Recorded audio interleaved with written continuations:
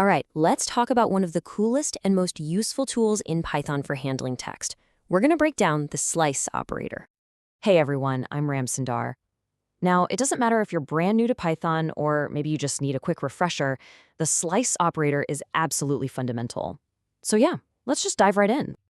You know that feeling, right? You get this long piece of text. Maybe it's a full name, maybe it's a line from a big file, but you only need a part of it, like just the first name or just a specific word from the middle. So how do you actually grab just the piece you're looking for? Well, Python has this really elegant, super powerful solution for exactly that problem. It's called the slice operator. And trust me, it lets you carve out any piece of a string you want with like surgical precision. Okay, so to make this super clear, we're going to stick with just one example string the whole time. And that string is hello world.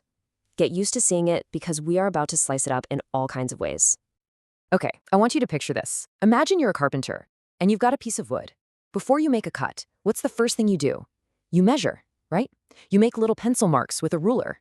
Well, strings in Python work pretty much the exact same way. They have their own ruler marks. And there they are, see?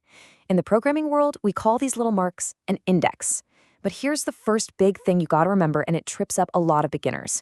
Notice the H, it's not at position 1, it's at position 0. Python and a ton of other languages always start counting from 0. That is super important to lock into your brain. So yeah, if we're gonna get a little more formal about it, an index is basically the address of a character in the string. It's how Python knows exactly where to find that H or the W or even the space right in the middle. These addresses, they're the key to unlocking all the power of slicing. Okay, challenge time. We've got our string, we've got our addresses, our indexes. So how do we actually tell Python, hey, I just want the word hello? How do we use those numbers to grab it? It's actually super simple. The syntax is just square brackets with a start number, a colon, and then a stop number. So to get hello, we obviously start at index 0. Now here's the second really important rule. The word hello ends at index 4, right? But look, we put 5 as the stop position. Why? Because the slice grabs everything up to, but does not include the stop index. So 0 to 5 means grab 0, 1, 2, 3, and 4, and then stop. And boom, just like that, it works. Text 0 to 5 gives us exactly what we wanted. Hello, see? You've just made your first perfect slice. Awesome. Okay, nice. Now, what about the second half? Let's grab the word world. Take a look at those index numbers. Where does world start, and how would you write the slice to grab just that word? So we can see world starts at index 6, right? We could count it out and write text 6 to 11, and that would totally work. But Python has a much cooler, cleaner way to do it. If you want to go from some point all the way to the end of the string, you just leave the stop number out completely. And look how nice and clean that is. Just means start at 6 and go to the end. Simple. And it gives us world. Perfect. And by the way, this works the other way around too. If you wanted everything from the beginning up to a certain point, you could just leave the start number blank. So text colon 5 would also give you hello. Okay, so we can pick a start and a stop. That's pretty cool. But what if you don't want every single letter in between? What if you want to skip or jump through the string? Well, this is where we level up. The slice operator actually has a third piece you can add, the step. Let me show you what I mean. On the left, that's just a lazy way of saying start to end step by 1. It gives you the whole string. But now look at the right. We add a second colon and then a 2. This is us telling Python, hey, go from start to finish, but I only want you to pick up every second character. And look at the results. H, skip the E, L, skip the L, and so on. Pretty neat, huh?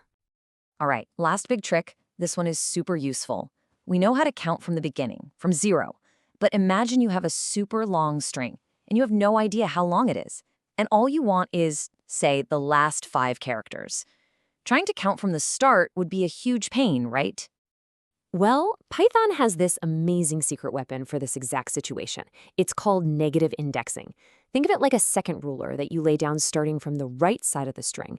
The very last character isn't 0, it's -1. The one before that is -2, and so on. This is a game changer from working with the end of strings. So back to our problem, we want the last 5 characters. With negative indexing, we don't need to care how long the string is. We just say start at the 5th character from the end, which is -5, and then go to the end, which we know is just a colon with nothing after it.